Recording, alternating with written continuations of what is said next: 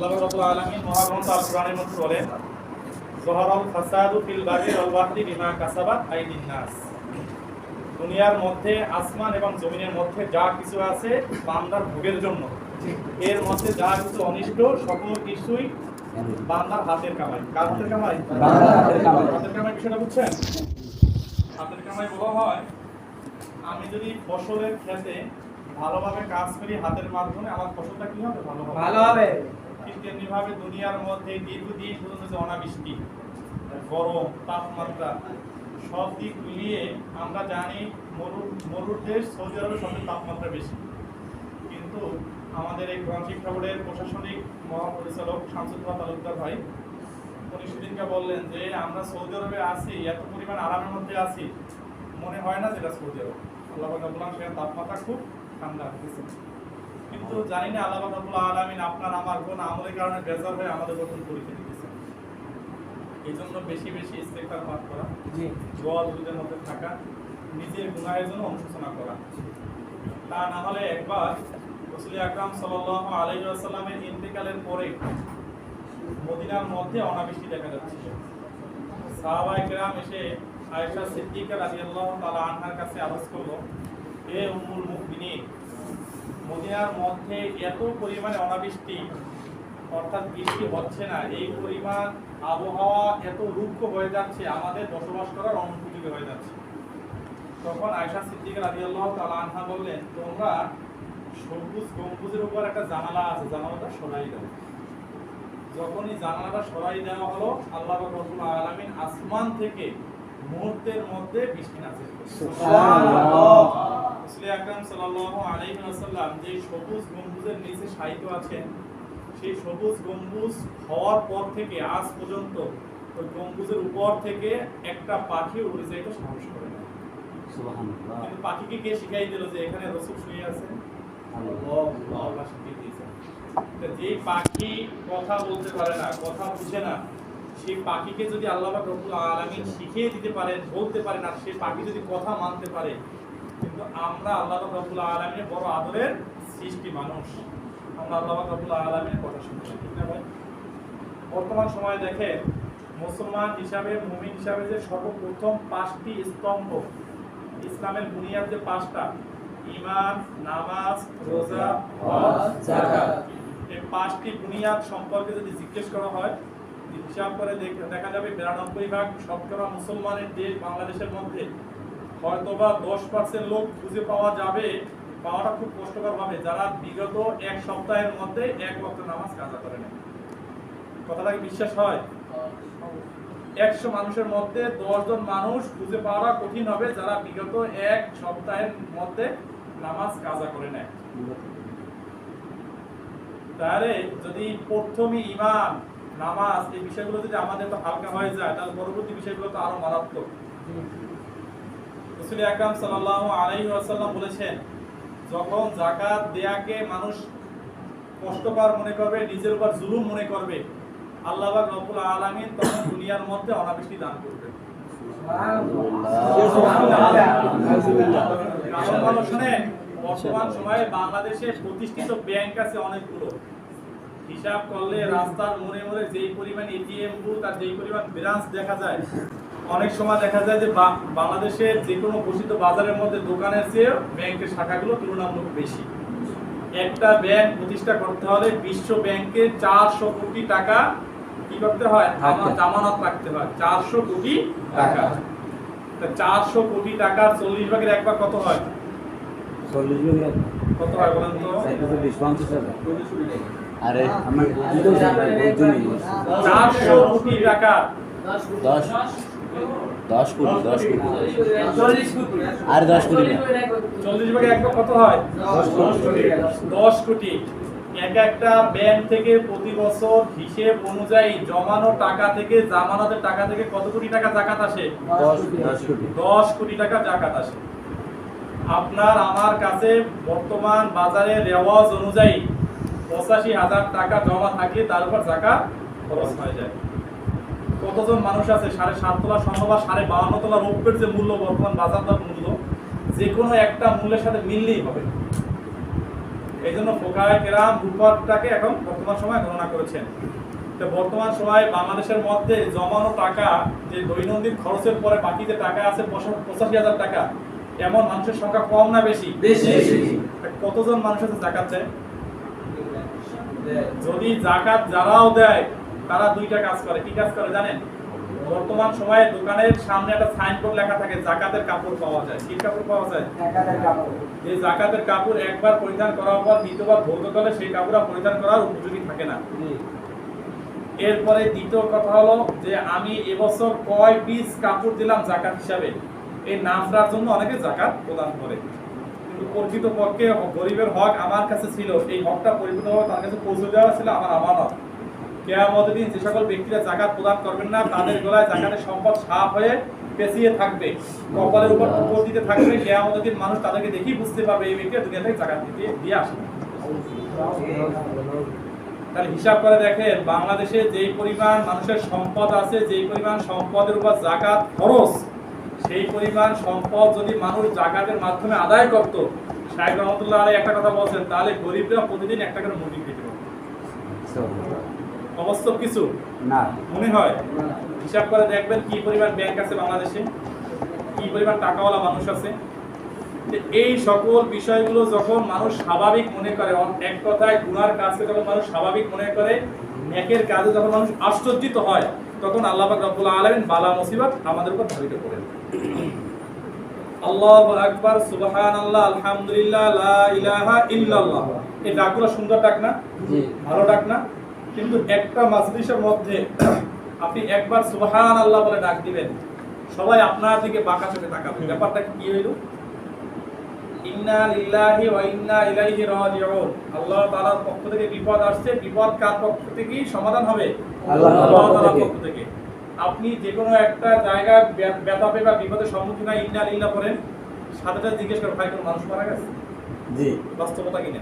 জি তাহলে এমন একটা পরিস্থিতির সম্মুখীন আমরা হয়েছি যে মানুষ গুনাহের কাজে স্বাভাবিক থাকতেছে, নেকের কাজে আশ্চর্যিত হচ্ছে। গুনাহের কাজে কিভাবে স্বাভাবিক থাকে? যদি ঘরের মধ্যে আপনি নিয়মিত বেপরদার সাথে মিশে না থাকেন, তাহলে মানুষ আপনাকে এনাওয়াত মনে করে। আপনার ঘরে আপনার বোন, আপনার মা, আপনার সন্তান, যাদের সাথে দেখা দেওয়া জায়েজ, আপনি কি পারতেছেন সেই সকল ব্যক্তি ছাড়া বাইরে কারোর সাথে দেখা পারতেছেন না? জি সকলের সাথে দেখা দেওয়া লাগতেছে না? জি তাহলে আমি তো আমার শরীয়তের যে গুরুত্বপূর্ণ একটা পাঠ, পর্দাকে আমি যথাযথভাবে পালন করতে পারলাম না। তাই এমনটা যদি হয় আপনার আমার জীবনের মধ্যে, আল্লাহ পাক রব্বুল আলামিন আপনাকে আমাকে কঠিন মুসিবতে ফেলাবেন। যাই হোক, রাসূল আকরাম সাল্লাল্লাহু আলাইহি ওয়াসাল্লামের সিরাত সম্পর্কে আলোচনা করার আমার শিডিউল। তো সিরাত বলা হয় রাসূল আকরাম সাল্লাল্লাহু আলাইহি ওয়াসাল্লামের গোটা জিন্দেগিটাকে বলা হয় সিরাত, সিরাতুন নবী সাল্লাল্লাহু আলাইহি ওয়াসাল্লাম। যে কোনো এক মজলিসের জুমার নামাজের মধ্যে রাসূল মিম্বারের উপর উঠতেছেন আর আমিন বলতেছেন, উঠতেছেন আমিন বলতেছেন, উঠতেছেন আমিন বলতেছেন। সাহাবায়ে কেরাম বললেন ইয়া রাসূলুল্লাহ, ইয়া হাবিবাল্লাহ, আপনার কাছে তো কখনো আমরা এমন ব্যবহার পাইনি, আজকে হঠাৎ করে কেন আপনি বারবার আমিন বলতেছেন? তখন তিনি বলেন আমার কাছে 3টি দরখাস্ত নিয়ে আসা হয়েছিল, 3টি দরখাস্তকে আমি অনুমোদন করে দিয়েছি। 1 নম্বর দরখাস্ত, যে ব্যক্তি আপনার নাম শুনবে কিন্তু সাল্লাল্লাহু আলাইহি ওয়াসাল্লাম বা দুরূদ শরীফ পাঠ করবে না, তার উপর আল্লাহ তাআলা লানত। আমি বললাম আমিন। দুরূদ শরীফ জীবনে একবার পড়া ফরজ, শোনার সাথে সাথে পড়া ওয়াজিব, এক বৈঠকে বারবার শোনার পরে এক বৈঠকে বারবার পড়া মুস্তাহাব। মাসালাটা জানেন? জীবনে একবার পড়া কি ওয়াজিব, ফরজ, ফরজ, একবার পড়া কি ওয়াজিব, ইন্নাল্লাহা ওয়া মালাইকাতাহু ইউসাল্লুনা আলান নবী। আমি এবং আমার ফেরেশতারা কার উপর দরুদ পাঠ করি? আমার নবীর উপর দরুদ পাঠ করি। রাসূল আকরাম সাল্লাল্লাহু আলাইহি ওয়াসাল্লাম জিবরাইল আলাইহিস সালাতু ওয়াসসালামকে জিজ্ঞেস করেছিল, ভাই জিবরাইল তোমার বয়স কত? জিবরাইল আলাইহিস সালাতু ওয়াসসালাম দুনিয়াতে যত নবী এবং যত রাসূল দুনিয়াতে আসতেন, সব নবী এবং সব রাসূলদের কাছে তিনি বার্তা পৌঁছে দিয়েছেন। আল্লাহ পাক রব্বুল আলামিনের কাছ থেকে ওহী পৌঁছে দিয়েছেন। কিন্তু সর্বশেষ নবী রাসূল আকরাম সাল্লাল্লাহু আলাইহি ওয়াসাল্লামের কাছে 24,000 বার তিনি আসছেন। যখন জিজ্ঞেস করা হলো, ভাই জিবরাইল তোমার বয়স কত? তিনি প্রতিউত্তর দিলেন, ইয়া রাসূলুল্লাহ, ইয়া হাবিবাল্লাহ, আরশে মুআল্লার এক কর্নারে একটা তারকা উদিত হতে দেখতাম, আমার সৃষ্টির পরে সেই তারকাটা 70,000 বছর পর্যন্ত উদিত থাকতো, আবার 70,000 বছর অস্ত থাকতো। ওই তারকাটা আমি 70,000 বার উদিত হতে দেখেছি, 70,000 বার আমি অস্ত যাইতে দেখছি। রাসূল আকরাম সাল্লাল্লাহু আলাইহি ওয়াসাল্লাম জিবরাইল আলাইহিস সালাতু ওয়াসসালামকে ডাক দিয়ে বলল, জিবরাইল ওই তারকাটা কে তুমি জানো? তখন তিনি বললেন, আল্লাহু আ'লাম ওয়া রাসূলিহি, আল্লাহ এবং আল্লাহর রাসূলই ভালো জানেন। তখন রাসূল আকরাম সাল্লাল্লাহু আলাইহি ওয়াসাল্লাম বলেন, ওই তারকাটা হলাম আমি নবী মুহাম্মদ সুবহানাল্লাহ। রাসূল আকরাম সাল্লাল্লাহু আলাইহি ওয়াসাল্লাম বলেন, আদম আলাইহিস সালাতু ওয়াসসালাম যখন আদম না মাটি, আদম যখন কি মাটি, তখন আমি নবী মুহাম্মদ তখন নবী। বিষয়টা বুঝছেন? আল্লাহ পাক রব্বুল আলামিন তাকে সৃষ্টি না করলে কিছুই কি করতেন না, সৃষ্টি করতেন না। রাসূল আকরাম সাল্লাল্লাহু আলাইহি ওয়াসাল্লাম যখন কিয়ামতের ময়দানে হিসাব নিকাশ হয়ে যাওয়ার পূর্ব মুহূর্তে যখন মজলিস বসানো হবে, সেই মজলিসের মধ্যে আল্লাহ পাক রব্বুল আলামিন হবেন সভাপতি, রাসূল আকরাম সাল্লাল্লাহু আলাইহি ওয়াসাল্লাম হবেন প্রধান অতিথি। সেই মজলিসের মধ্যে দাউদ আলাইহিস সালাতু ওয়াসসালাম কোরআন তেলাওয়াত করবেন। দাউদ আলাইহিস সালাতু ওয়াসসালামের কোরআন তেলাওয়াত এতটা মধুর ছিল, তিনি তেলাওয়াত করতেন নদীর সকল মাছ নদীর পাড়ে চলে আসতো। দাউদ আলাইহিস সালাতু ওয়াসসালাম সেই মজলিসে কোরআন তেলাওয়াত করবেন। কোরআন তেলাওয়াত করার পরে রাসূল আকরাম সাল্লাল্লাহু আলাইহি ওয়াসাল্লামের জন্য অপেক্ষা করতে থাকবেন। আল্লাহ পাক রব্বুল আলামিন তিনি আসেন না কেন? রাসূল আকরাম সাল্লাল্লাহু আলাইহি ওয়াসাল্লাম আরশে মুআল্লার খুঁটির কাছে সিজদায় পড়ে থাকবেন। সিজদা দিয়ে এই কথাগুলো বারবার বলবেন যে মাওলা আপনি আমার উম্মতকে maaf করে দেন। আল্লাহ পাক রব্বুল আলামিন আপনার কি কামনা তাকে জিজ্ঞেস করবেন। রাসূল আকরাম সাল্লাল্লাহু আলাইহি ওয়াসাল্লাম হাদিস শরীফের মধ্যে আছে, তখন আল্লাহ পাক রব্বুল আলামিনের কথার প্রতি উত্তরে আল্লাহ পাক রব্বুল আলামিন একটা সংখ্যা বলে দিবেন যে আমি আপনার এই পরিমাণ উম্মতকে maaf করে দিলাম। রাসূল বললেন তা তো হবে না। তখন আল্লাহ পাক রব্বুল আলামিন প্রথম সংখ্যা দ্বিগুণ সংখ্যাকে বলে maaf করে দেওয়ার ঘোষণা করবেন। রাসূল বলেন তাতেও হবে না। তখন আল্লাহ পাক রব্বুল আলামিন বলেন আপনি কি চান? তখন রাসূল আকরাম সাল্লাল্লাহু আলাইহি ওয়াসাল্লাম বলবেন যে ব্যক্তি আমার উপর জীবনে একবার হলেও দুরূদ পাঠ করছে তাকে না নিয়ে আমি জান্নাতে ঢুকবো না। সুবহানাল্লাহ। আল্লাহ পাক রব্বুল আলামিন বলবেন আপনার আবেদনকে আমি মঞ্জুর করলাম, আপনি মজলিসে আসেন, মজলিস আনুষ্ঠানিকভাবে শুরু করব। আল্লাহ পাক রব্বুল আলামিন রাসূল আকরাম সাল্লাল্লাহু আলাইহি ওয়াসাল্লামকে মজলিসে উপস্থিত করবেন। আল্লাহ পাক রব্বুল আলামিন সেই মজলিসে বসে মজলিসকে আনুষ্ঠানিকভাবে শুরু করার জন্য ঘোষণা করা হবে। রাসূল আকরাম সাল্লাল্লাহু আলাইহি ওয়াসাল্লাম সেখানে বসে কায়েমুন বাকি আল্লাহ পাক রব্বুল আলামিনের শুকরিয়া আদায় করতে থাকবেন। আল্লাহ পাক রব্বুল আলামিন পবিত্র কুরআনুল কারীম নিজেই তেলাওয়াত করা শুরু করেন। সুবহানাল্লাহ। এরপরে আল্লাহ পাক রব্বুল আলামিন বিচার কার্যক্রম শুরু হয়ে যাবে। দুটি মাত্র টিকিট হবে, একটা হলো জান্নাতের, একটা হলো জাহান্নামের। সেই দুই টিকিটের মধ্যে প্রত্যেকে আমলনামা লিপিবদ্ধ করা থাকবে। সেই আমলের নামার মধ্যে সেই টিকিটের মধ্যে প্রত্যেকের কর্মকাণ্ড লিপিবদ্ধ করা থাকবে। যখন আল্লাহ পাক রব্বুল আলামিন ওই জান্নাতের টিকিট জাহান্নামের টিকিটকে আসমানে উঠিয়ে দিবেন, যারা জান্নাতের ফয়সালা প্রাপ্ত হয়ে যাবেন আল্লাহ পাক রব্বুল আলামিন তাদের ডান হাতের উপর ওই টিকিটকে পৌঁছে দিবেন। কিন্তু যারা জাহান্নামী হবে তাদের টিকিট অর্থাৎ ওই আমলনামা সামনে ঘুরতে থাকবে। যখন এই সামনে ঘুরতে থাকবে তখন আল্লাহ পাক রব্বুল আলামিনের কাছে ফেরেশতারা ডাক দিয়ে বলবে মাওলা হে এই ব্যক্তিদের হাতে তো তাদের কর্ম ফল পৌঁছেনি, এখন কি করব? আল্লাহ পাক রব্বুল আলামিন বলবেন তাদের কর্মফলকে পিছন দিক থেকে তাদের হাতে পৌঁছে দাও। আল্লাহ পাক রব্বুল আলামিনের কথা শুনে ফেরেশতারা বলবে তাদের হাত তো সামনে, চক্ষু তো সামনে, পিছন দিক থেকে কিভাবে পৌঁছে দেব? হাদিসের মধ্যে জাহান্নামীদের ভয়ঙ্কর রূপের কথা এভাবে বর্ণনা করা হয়, বুকের মধ্য থেকে হাতকে ফাইরা, বাম হাতকে ফাইরা পিছনে নেওয়া হবে। এরপর ওই বাম হাতের উপর তাদের কর্মফলকে তুলে দেওয়া হবে। আল্লাহ পাক রব্বুল আলামিনের কাছে ফেরেশতারা বলবে মাওলা হে চক্ষু তো সামনে, হাত তো পিছনে, কর্মফল তো হাতের উপর, কিভাবে দেখবে? আল্লাহ পাক বলবেন তাদের ঘেরিকে ঘুরিয়ে দাও, চক্ষুকে পিছনে নিয়ে আসো। বলার সাথে সাথে ফেরেশতারা প্রত্যেক জাহান্নামীর এই মুখমণ্ডলকে পিছনে নিয়ে যাওয়া হবে। রাসূল আকরাম সাল্লাল্লাহু আলাইহি ওয়াসাল্লাম এই রকমের কঠিন অবস্থা দেখে দৌড় দিবেন উম্মতের সুপারিশ করার জন্য। যখনই দৌড় দিবেন আল্লাহ পাক রব্বুল আলামিন তার দিমাগ থেকে কথাকে ভুলিয়ে নেবেন, সামনে কদম দিবেন, দাঁড়িয়ে থাকবেন। রাসূল আকরাম সাল্লাল্লাহু আলাইহি ওয়াসাল্লাম আর সামনে অগ্রসর হতে পারবেন না। তখন আল্লাহ পাক রব্বুল আলামিনের কাছে রাসূল আকরাম সাল্লাল্লাহু আলাইহি ওয়াসাল্লাম জিজ্ঞেস করবেন, মাওলা হে, আমি কিসের জন্য দৌড় দিয়েছিলাম?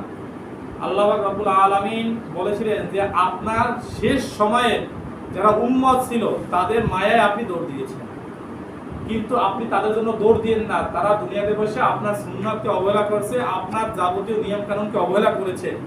আপনি তাদের কথা ভুলে যান, তাদের সুপারিশের কথা ভুলে যান।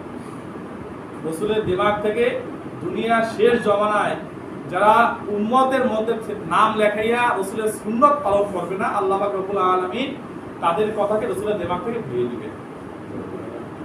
আস্তাগফিরুল্লাহ। এই রকমের পরিস্থিতি আসার পূর্বে রাসূল আকরাম সাল্লাল্লাহু আলাইহি ওয়াসাল্লামের পথে যেন আমরা চলতে পারি, আল্লাহ পাক রব্বুল আলামিন সেই তৌফিক আপনাকে আমাকে দান করুন। সকলে বলি আল্লাহুম্মা আমিন। আমিন। রাসূল আকরাম সাল্লাল্লাহু আলাইহি ওয়াসাল্লাম দীর্ঘ সময় মক্কা এবং মদিনার মধ্যে অবস্থান করেছিলেন। সেই মক্কা এবং মদিনার মধ্যে অবস্থানকালীন সময়ের মধ্যে 40 বছর বয়সে যখন আল্লাহ পাক রব্বুল আলামিনের পক্ষ থেকে রিসালাতের দায়িত্ব চলে আসে, দায়িত্ব চলে আসার পরে সর্বপ্রথম তার সাথী ছিল হযরত খাদিজাতুল কুবরা রাদিয়াল্লাহু তাআলা আনহা।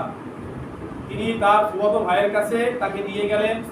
যখন ওই খ্রিস্টান পাদ্রী ছিলেন তার ফুফাতো ভাই, তিনি দেখে বললেন, যাবতীয় আলামত দেখার পরে তিনি বললেন ইনি হবেন শেষ জামানার নবী মুহাম্মদুর রাসূলুল্লাহ সাল্লাল্লাহু আলাইহি ওয়াসাল্লাম।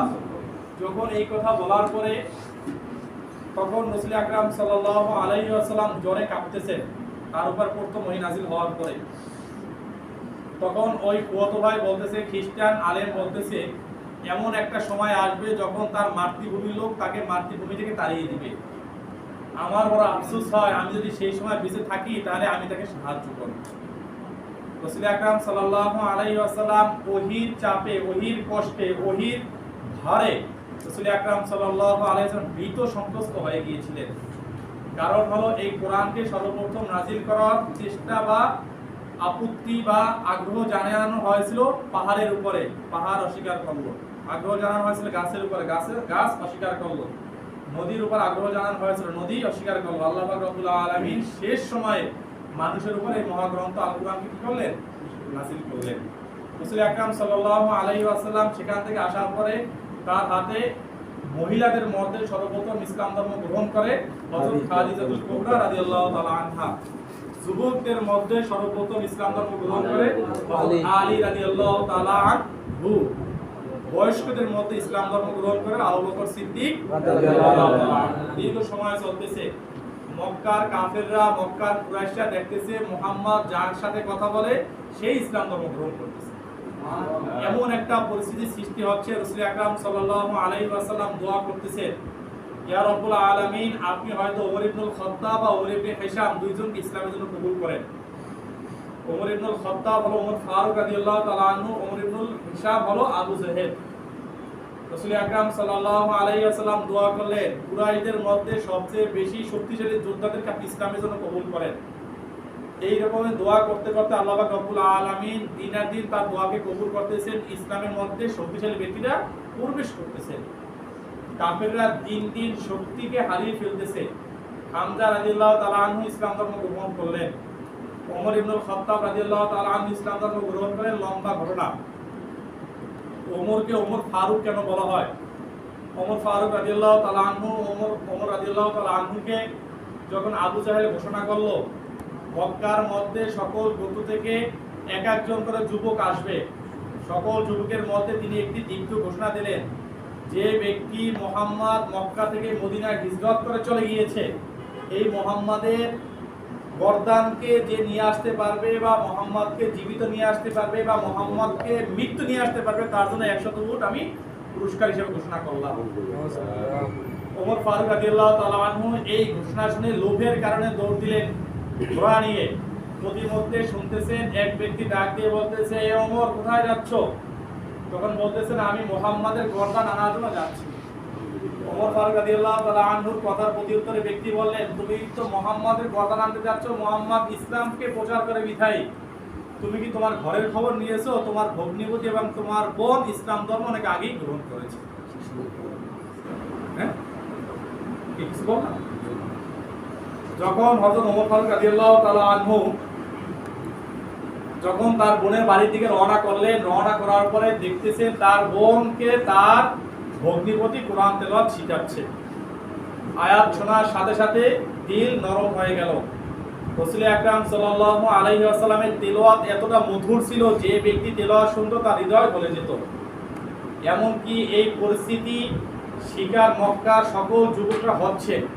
তখন মক্কার কাফেরদের সর্দার যারা, কুরাইশদের সর্দার যারা, তারা বৈঠকে বসলো। বৈঠকে বসে সিদ্ধান্ত করলো যে আমরা একটা সিদ্ধান্ত উপনীত হব। সেই সিদ্ধান্ত হলো এই, রাত্রিবেলা যখন মুহাম্মদ কোরআন তেলাওয়াত করে আমরা সেই কোরআন শুনতে যাব না। কেউ শুনতে গেলে তাকে আমরা বাধা দিব। আমাদের সন্তান, আত্মীয় স্বজন কেউ যেন কেউ সেই কোরআন তেলাওয়াত শুনতে না যায়। তখন এই কথা বলার পরে রাত্রিবেলা সকলেই ভাবতো, যেমন রাজার একটা গল্প আছে, রাজার পুকুর ভরা গল্প হলো দুধের মাধ্যমে, যে একটা পুকুর ভরতে হবে কি দিয়া? দুধ দিয়া। এখন প্রত্যেক ব্যক্তি ভাবতেছে যে এই পুকুরের মধ্যে যদি আমি এক জগ পানি দেই আর অন্য সবাই তো দুধ দেবে, পানি দুধ মিলে একাকার হয়ে যাবে, তখন পানি কে দিয়েছে তার চিহ্ন থাকবে না। এইভাবে চিন্তা করতে করতে গ্রামবাসী সবাই চিন্তা করলো, আমি যদি এক মগ দুধ পানি দেই সবাই তো দুধ দেবে, তাহলে আমার এক মগ পানি চিনা যাবে না। এভাবে সবাই করতে করতে পানি দিল। এক সময় পুকুরটা পানির মাধ্যমে পরিপূর্ণ হয়ে গেল, দুধের মাধ্যমে পরিপূর্ণ হলো না। ঠিক তেমনি ভাবে কাফেরদের সর্দাররা তারা রাত্রিবেলা নিজেরা সংকল্প করার পরে রাসূল আকরাম সাল্লাল্লাহু আলাইহি ওয়াসাল্লাম যখন কোরআন তেলাওয়াত শুরু করে দেওয়ার পরে কাফেরদের সর্দাররা তারা এক এক করে রওনা করলো। প্রত্যেকে ভাবলো যে আমি তো যাচ্ছি, অন্য কেউ তো যাবে না। কিন্তু এভাবে করতে করতে রাত্রিবেলা সবাই যখন একত্রিত হলো, একজন আরেকজনের গায়ের সাথে ঠ্যাক খাচ্ছে। তখন বলতেছে, আবু জাহল তুমি আসলা কেন?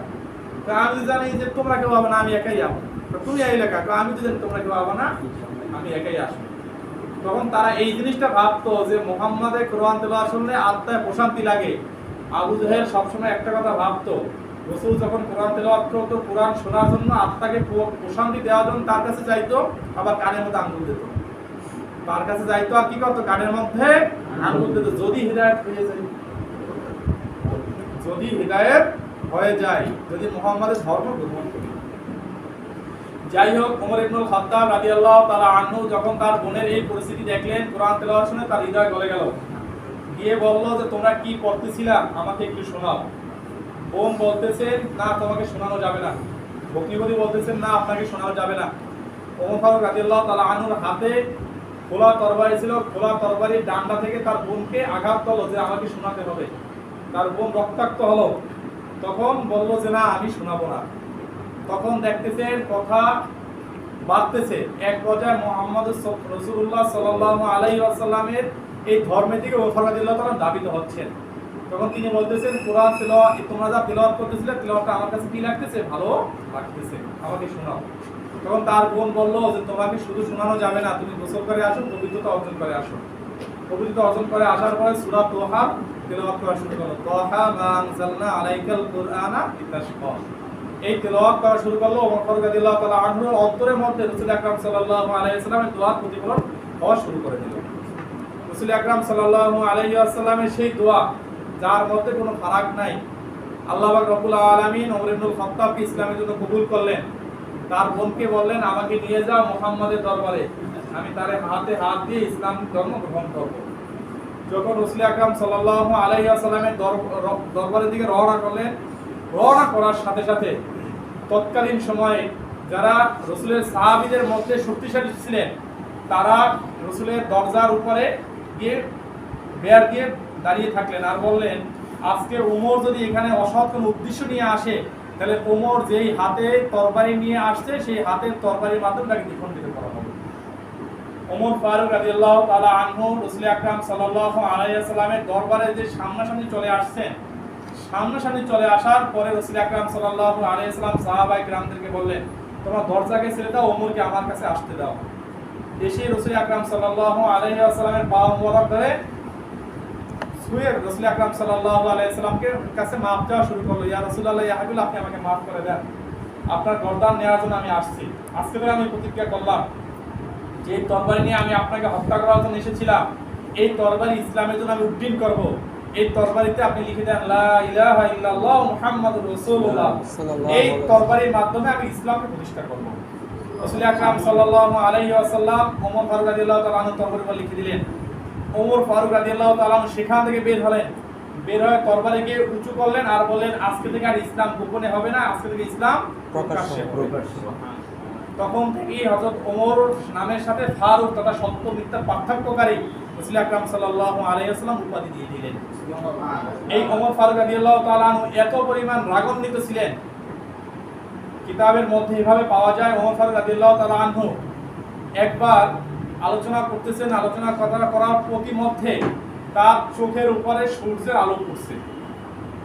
যখন সূর্যের আলো পড়ছে সূর্যের দিকে চোখ রাঙিয়ে তাকাইলেন, তাকানোর সাথে সাথে আল্লাহ পাক রব্বুল আলামিন সমস্ত দুনিয়াকে অন্ধকার করে দিলেন। সুবহানাল্লাহ। ওমর ফারুক রাদিয়াল্লাহু তাআলা আনহু রাসূল আকরাম সাল্লাল্লাহু আলাইহি ওয়াসাল্লামের সাথে কাবা ঘরের পাশে দাঁড়িয়ে বলতেছেন, ইয়া রাসূলুল্লাহ, ইয়া হাবিবাল্লাহ, আমার মনে চায় হাতিমের সামনে দাঁড়িয়ে 2 রাকাত নামাজ পড়তে। আল্লাহ পাক রব্বুল আলামিন সাথে সাথে আয়াত নাযিল করে দিলেন, তোমরা যারা হজ করবে হাতিমের সামনে দাঁড়িয়ে 2 রাকাত নামাজ পড়ো। এভাবে ওমর ফারুক রাদিয়াল্লাহু তাআলা আনহু দিলের অনেকগুলো ইচ্ছাকে আল্লাহ পাক রব্বুল আলামিন ইসলামের বিধান হিসেবে কবুল করে দিলেন।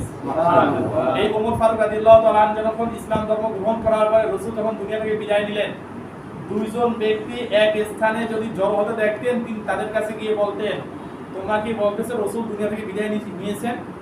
যদি এই কথা বলো রাসূল দুনিয়া থেকে বিদায় নিয়েছেন, আমার হাতে তরবারি আছে, তরবারি বাঁধা তোমাদেরকে দ্বিখণ্ডিত করে দেওয়া হবে। রাসূল দুনিয়া থেকে বিদায় নিয়েছেন সেই কথাটার ওমর ফারুক রাদিয়াল্লাহু তাআলা আনহু সহ্যই করতে পারতেন না, এতটা ভালোবাসতেন রাসূলকে। রাসূলের ইন্তেকালের পরে মদিনার মধ্যে একবার ভূমিকম্প হয়েছিল। ওমর ফারুক রাদিয়াল্লাহু তাআলা আনহুর হাতে ছিল লাঠি, সেই লাঠির মাধ্যমে ওমর ফারুক রাদিয়াল্লাহু তাআলা জমিনের উপরে একটা বাড়ি মারলেন।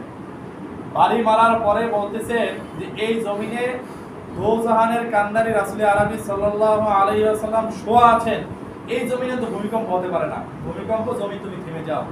সেই দিন থেকে আজ পর্যন্ত মদিনার জমিনে কোনো ভূমিকম্প হয় না। রাসূল আকরাম সাল্লাল্লাহু আলাইহি ওয়াসাল্লাম এতটা প্রিয় হওয়ার কারণে তাকে এতটা মর্যাদা আল্লাহ পাক রব্বুল আলামিন দান করেছেন। ওমর ফারুক রাদিয়াল্লাহু তাআলা ইসলাম ধর্ম গ্রহণ করলেন, ইসলাম ধর্ম গ্রহণ করে হামজা রাদিয়াল্লাহু তাআলা ইসলাম ধর্ম গ্রহণ করলেন। সর্বশেষ সময়ে উহুদের যুদ্ধের ময়দানের মধ্যে ইসলামের সমস্ত চিত্রটাকে যে পরিবর্তন করে দিয়েছিলেন আবু সুফিয়ান রাদিয়াল্লাহু তাআলা আনহু, তিনিও ইসলাম ধর্ম গ্রহণ করেছিলেন শেষ সময়। যেই হিন্দা রাসূল আকরাম সাল্লাল্লাহু আলাইহি ওয়াসাল্লামের প্রিয় চাচা হামজা রাদিয়াল্লাহু তাআলা আনহু কলিজাকে বের করে চিবিয়ে খেয়েছিলেন, সেই হিন্দাও ইসলাম ধর্ম গ্রহণ করেছিলেন। যাবতীয় কর্মকাণ্ড বাস্তবায়ন হয়েছে রাসূল আকরাম সাল্লাল্লাহু আলাইহি ওয়াসাল্লামের আদর্শের কারণে। রাসূল আকরাম সাল্লাল্লাহু আলাইহি ওয়াসাল্লামের আদর্শ ছিল এতটা মলিন, এতটা আকর্ষণীয় যে রাসূলকে একদিন এক কাফের তার গালের উপরে একটা চড় মেরেছিল। চড় মারার পরে রাসূল আকরাম সাল্লাল্লাহু আলাইহি ওয়াসাল্লাম সেই কাফেরকে ডাক দিয়ে বলল, ভাই আমার গালের মধ্যে তো গোশত কম, তোমার হাতে মনে হয় তুমি ব্যথা পেয়েছো, তোমার হাতটা আমার কাছে দাও, তোমার হাতটাকে আমি একটু মালিশ করে দেই। তখন রাসূল আকরাম সাল্লাল্লাহু আলাইহি ওয়াসাল্লামের আদর্শ শুনে ওই কাফের সাথে বলে দিলেন, আপনি আমাকে কালেমা পড়ে মুসলমান বানিয়ে দেন।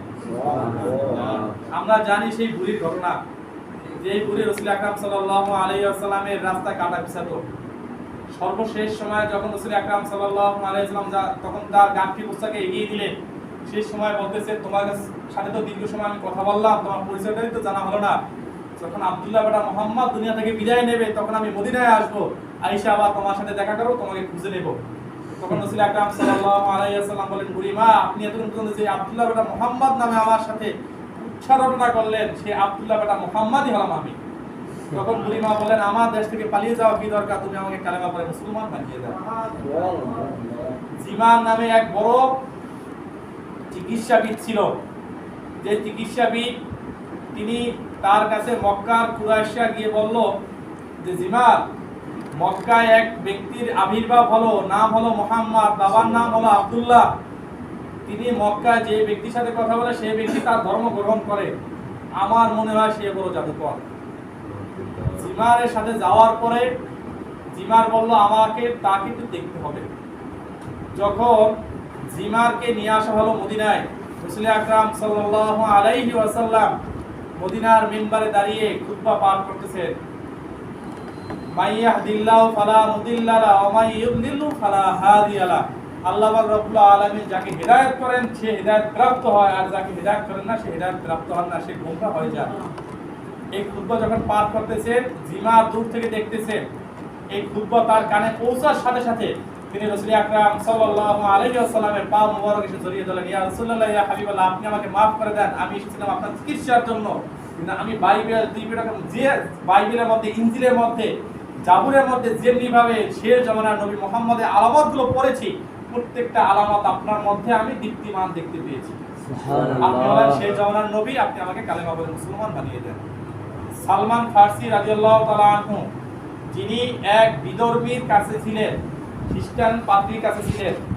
খ্রিস্টান পাদ্রীর কাছে বলতেছেন, আমি তো দীর্ঘ সময় আপনার সোহবত গ্রহণ করে লাভবান হয়েছি, শেষ সময়ে যখন আপনি দুনিয়া থেকে বিদায় নেবেন, আমি কার সোহবত গ্রহণ করব? তখন রাসূল আকরাম সাল্লাল্লাহু আলাইহি ওয়াসাল্লামের নাম সালমান ফারসির কাছে বলে দেওয়া হলো, তুমি তার কাছে যাবা, যাওয়ার পরে 3টি প্রস্তাব দেখবা, 3টি প্রশ্ন তোমাকে আমি শিখিয়ে দেই, 3টি প্রশ্ন যদি তুমি ধরতে পারো, তাহলে উত্তর পেলে তুমি তার কাছে কি পাবা? মুহাম্মদ সাল্লাল্লাহু আলাইহি ওয়াসাল্লামের আলামত পরিপূর্ণভাবে পাবা। 1 নম্বর প্রস্তাব, তুমি তার কাছে সদকার মাল নিয়ে যাবা, যখন সদকার মাল দেবা তিনি সেই সদকার মাল গ্রহণ করবেন না। 2য় প্রস্তাব, তার কাছে বলবা আমি আপনাকে হাদিয়া দিতে চাই, তিনি তোমার হাদিয়ার মাল গ্রহণ করবেন। 3য় প্রস্তাব, তার পিঠের উপরে কবুতরের ডিমের চেয়ে ছোট একটি মোহরে নবুয়ত আছে, সেই নবুয়তটা যদি তার পিছনে দেখা পাও, তা তুমি দেখতে পারবা এবং চিনতে পারবা তিনি হলেন সেই জামানার নবী মুহাম্মদুর রাসূলুল্লাহ সাল্লাল্লাহু আলাইহি ওয়াসাল্লাম।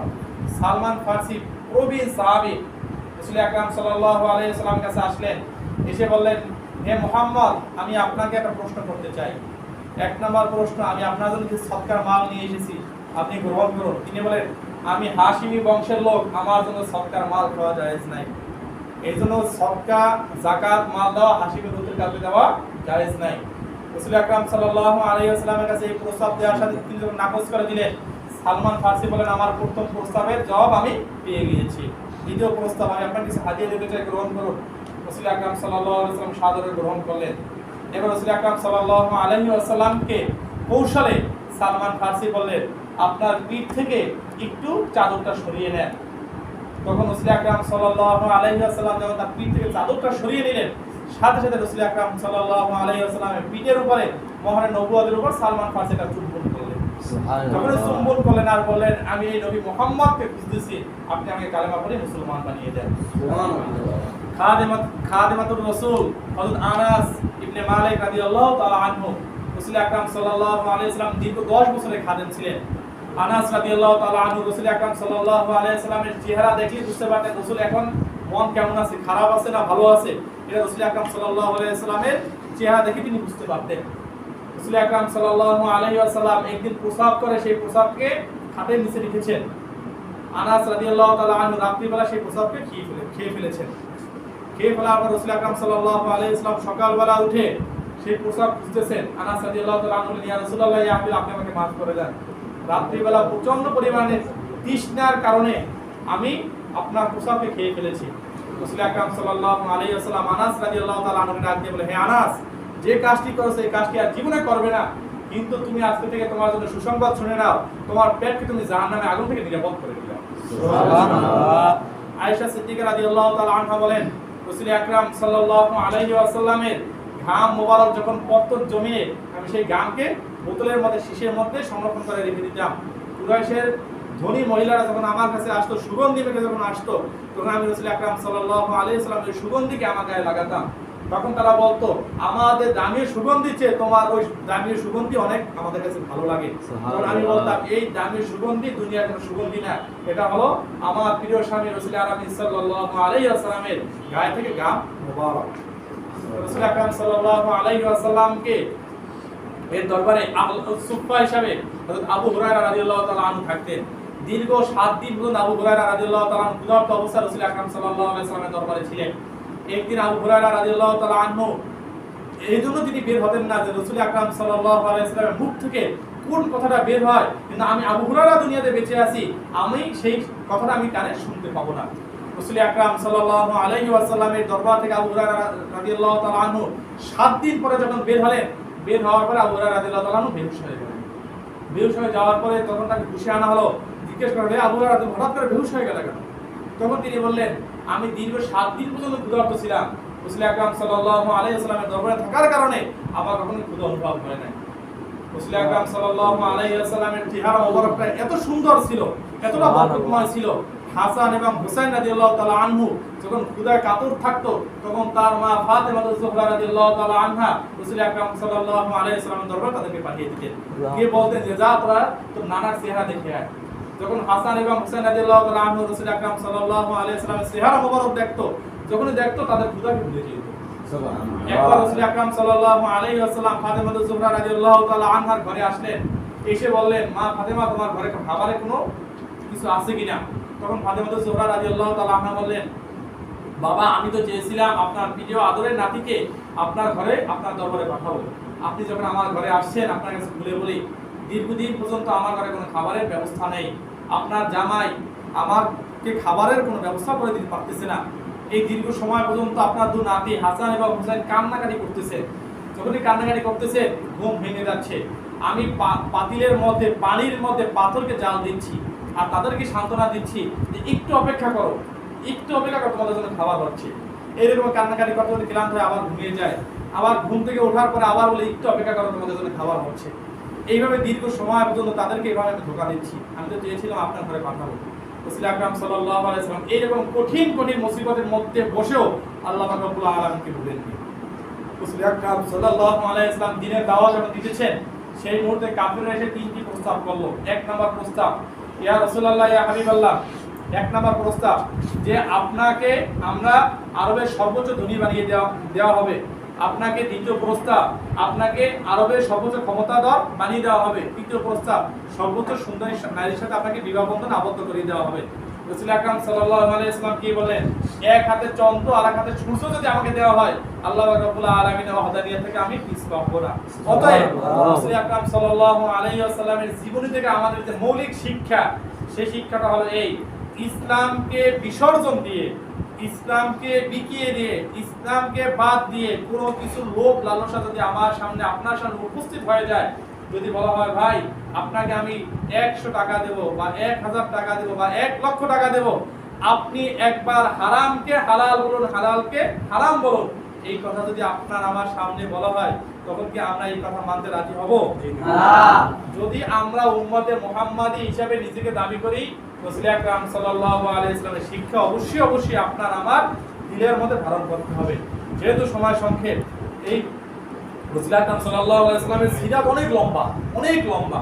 প্রতিটা মুহূর্ত নিয়ে যদি বিশ্লেষণ করা হয় তাহলে ঘন্টার পর ঘন্টা আলোচনা করা যাবে। অতএব আপনাদের কাছে উদাত্ত আহ্বান থাকবে, বাড়িতে গিয়ে অন্ততপক্ষে রাসূল আকরাম সাল্লাল্লাহু আলাইহি ওয়াসাল্লামের পূর্ণাঙ্গ একটা সিরাত গ্রন্থ পড়বে, শুরু থেকে শেষ পর্যন্ত পড়বে। যে কোনো বই, রাসূলের যে কোনো সিরাত গ্রন্থ, আর রাইকুল মাকতুম ওটা অনেক বড়, 900 পৃষ্ঠার বই, ওটা অনেকের জন্য পড়া অসাধ্য হয়ে যায়। বা অনেক সিরাত গ্রন্থ বের হয়েছে বাজারে, ভালো সিরাত গ্রন্থ, আবু তাহের মিসবাহ সাহেবের সিরাত গ্রন্থ আছে, মুহিদ্দিন কাশফ রাহমাতুল্লাহ আলাইহি সিরাত গ্রন্থ আছে। এই ধরনের সিরাত গ্রন্থ দেখে মুজাহিদ প্রকাশনের সিরাত গ্রন্থ আছে। যে কোনো একটা সিরাত গ্রন্থ শুরু থেকে শেষ পর্যন্ত পড়বেন। যদি শুরু থেকে শেষ পর্যন্ত পড়েন, তাহলেই মনে মনে ভাবতে পারবেন আপনার নাম যে আব্দুল্লাহ হিসেবে নিজেকে দাবি করেন, আব্দুল্লাহ হিসেবে নিজেকে দাবি করতে লজ্জা লাগবে। অতএব রাসূল আকরাম সাল্লাল্লাহু আলাইহি ওয়াসাল্লামের সিরাতকে নিজেদের জীবনে বাস্তবায়ন করতে পারবো তো ইনশাআল্লাহ? ইনশাআল্লাহ। আল্লাহ রাব্বুল আলামিন আপনার আমার জীবনে রাসূল আকরাম সাল্লাল্লাহু আলাইহি ওয়াসাল্লামের সিরাতকে আমার আপনার জীবনে বাস্তবায়নের মাধ্যমে জীবনকে আলোকিত করার মতো তৌফিক দান করুক। সকলে বলি আল্লাহুম্মা আমিন। আল্লাহুম্মা আমিন। আলহামদুলিল্লাহ। আমাদের ছেলেদের তো লাল